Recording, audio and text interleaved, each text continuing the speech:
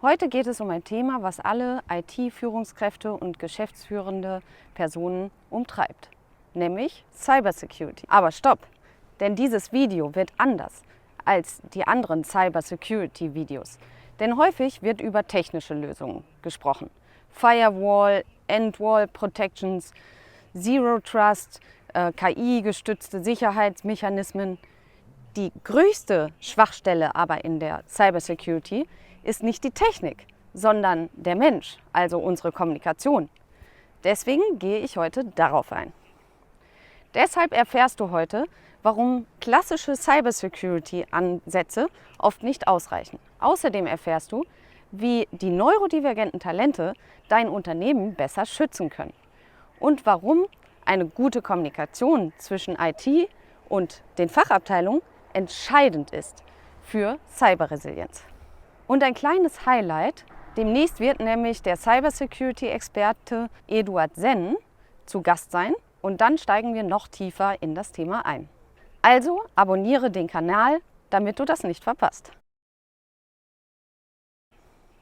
Willkommen im Neurotalk. Ich bin Alice Musté und unterstütze Unternehmen dabei, IT- und Tech-Teams effizienter aufzustellen. Mit besserer Kommunikation, gutem Teamwork und gezieltem Einsatz von neurodivergenten Talenten. Warum klassische Cybersecurity oft scheitert. Viele CIOs und CTOs setzen bei Cybersecurity vor allem auf Technik. Firewalls, Virenscanner, automatisierte Security-Systeme. Aber trotz all dieser Schutzmaßnahmen gibt es immer wieder erfolgreiche Cyberangriffe. Warum?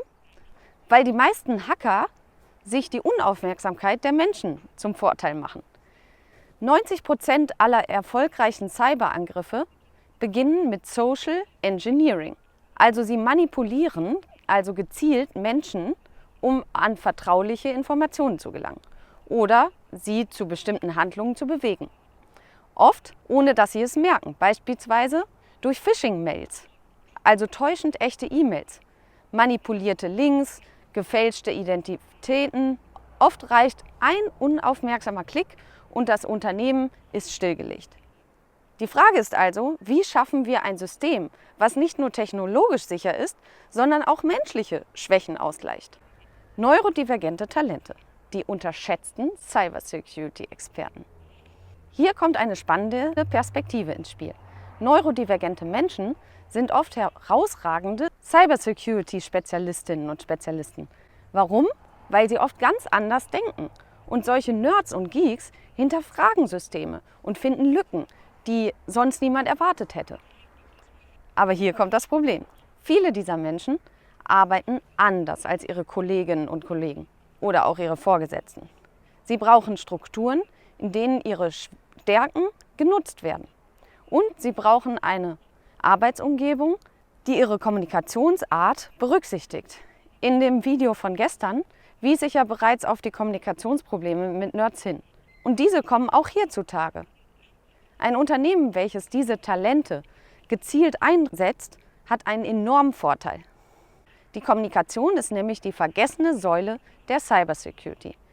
Selbst die besten technischen Schutzmaßnahmen und die talentiertesten Security-Expertinnen und Experten bringen nichts, wenn die Kommunikation nicht funktioniert. Stell dir vor, dein IT-Security-Team erkennt eine neue Bedrohung. Aber wenn die anderen Abteilungen nicht wissen, wie sie darauf reagieren sollen, bleibt dein Unternehmen trotzdem verwundbar. Und da können schnell Schäden in Millionenhöhe entstehen. Stell dir vor, deine Produktion ist für 2 Wochen lahmgelegt.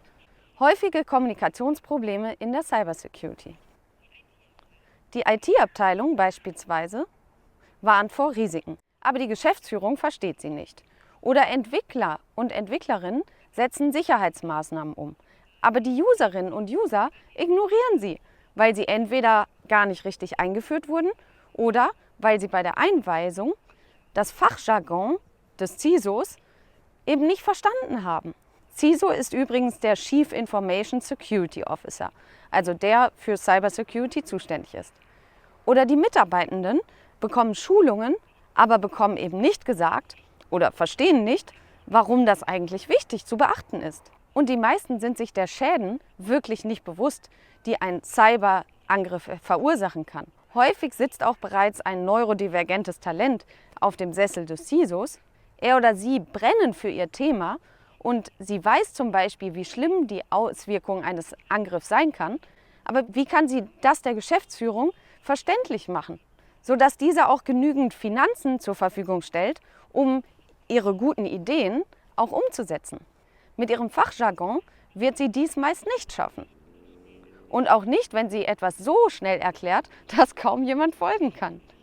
Um sich also wirklich zu schützen, müssen Geschäftsführung und CISO, Nerd, die gleiche Sprache sprechen. Deswegen sage ich auch immer, wenn mich gefragt werde, was ich beruflich mache, ich bin Übersetzerin. Nerd Deutsch, Deutsch Nerd. Also, Cybersecurity beginnt im Kopf und auf den Lippen, also in der Kommunikation.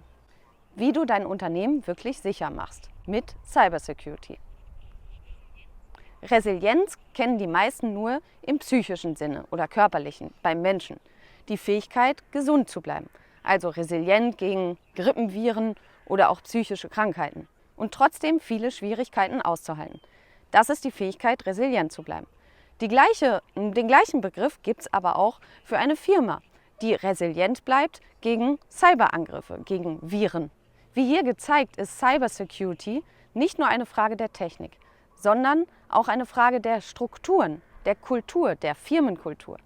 Denn auch eine offene Fehlerkultur kann teure Schäden durch Cyberangriffe verhindern. Stell dir beispielsweise einen Mitarbeiter vor, der sich auf der Arbeit häufig langweilt und dann häufig nebenbei auch gerne Porno schaut zum Beispiel. Ist alles schon vorgekommen. Und plötzlich merkt er, dass er sich auf solch einer Seite ein Virus geschnappt hat. Jetzt offen zu seinem Chef zu gehen und zuzugeben, auf welchen Seiten er während der Arbeitszeit sich herumgetrieben hat, das bedarf schon einer Menge Vertrauen. Aber gleichzeitig, wenn das Vertrauen nicht da ist, wird er womöglich den Virus gar nicht nennen oder darüber schweigen. Und kannst du dir ausmalen, was für immense Schäden daraus entstehen können, wenn der Virus über Wochen im Netzwerk bleibt? Hier sind daher 3 Schlüsselmaßnahmen, die dein Unternehmen widerstandsfähig machen. Baue klare Kommunikationswege zwischen der IT und den anderen Fachabteilungen auf. IT-Security darf keine Blackbox sein, von der keiner was versteht. Entwickle Prozesse, die verständlich und umsetzbar sind. Und sorge dafür, dass alle wissen, was im Ernstfall zu tun ist. Also klare Strukturen schaffen. Nutze die Stärken neurodivergenter Talente, gezielt für Cybersecurity. Und schaffe eine Kultur des Vertrauens. Viele Unternehmen erkennen nicht, dass sie bereits Menschen im Team haben, die perfekte Cyber-Security-Experten wären. Förder diese Talente und gib ihnen Strukturen, in denen sie aufblühen können. Aber trainiere sie auch, sich so auszudrücken, dass selbst der Arbeiter an der Maschine sie versteht. IT-Sicherheit im Fachjargon zu vermitteln, bringt niemandem was. Das kostet einfach nur Zeit und Personal. Und so wie es heute Bücher gibt, die extra in einfache deutsche Sprache übersetzt werden, so müssen auch die Nerds lernen, sich für andere verständlich auszudrücken. Und dafür gibt es eben Neurodiversitätsexperten wie mich, die das trainieren. Drittens, mache Sicherheit zur Teamverantwortung, nicht nur zur Aufgabe der IT-Abteilung oder des CISOs. Cybersecurity ist nicht nur Sache der IT. Es ist eine Aufgabe für das gesamte Unternehmen. Durch regelmäßige Awareness-Trainings und klare Prozesse kannst du dein Unternehmen auch wirklich langfristig schützen. Also, Cybersecurity bedeutet einfach nur anders denken, Unternehmen besser schützen. Wenn du dein Unternehmen also wirklich vor Cyberangriffen schützen möchtest, reicht es nicht, die besten Firewalls zu haben. Du brauchst eine Sicherheitskultur, Strukturen, die menschliche Schwächen ausgleichen. Du brauchst Talente, die anders denken, die um die Ecke denken, neurodivergente Denker und Denkerinnen, Nerds. Sie sind mit ihrem spitzen Auge meist die gemachten Talente für Cybersecurity. Und du brauchst eine gute Kommunikation, die Vertrauen und Verständnis schafft zwischen IT und allen anderen Abteilungen. Und jetzt bist du dran. Wie wird in deinem Unternehmen über Cybersecurity kommuniziert? Gibt es klare Prozesse oder kämpft die IT-Abteilung oft alleine gegen Sicherheitsrisiken? Schreibe mir deine Erfahrungen in den Kommentar. Wenn du als CIO, CTO oder IT-Führungskraft dein Unternehmen resilienter machen willst, dann melde dich bei mir. Ich unterstütze dich mit einem Cyber-Resilienz-Workshop, wo wir Strukturen erarbeiten und die Kommunikation deiner Teams trainieren für eine echte Sicherheitskultur, die über Technik hinausgeht. Vergiss nicht, meinen Kanal zu abonnieren, wenn du mehr Tipps zu IT-Sicherheit und Kommunikation haben willst. Und damit du das kommende Video mit dem Cybersecurity-Experten Eduard Senn nicht verpasst. Wir sehen uns im nächsten Neurotalk, wo es um eine Studie geht zum Thema Cybersecurity.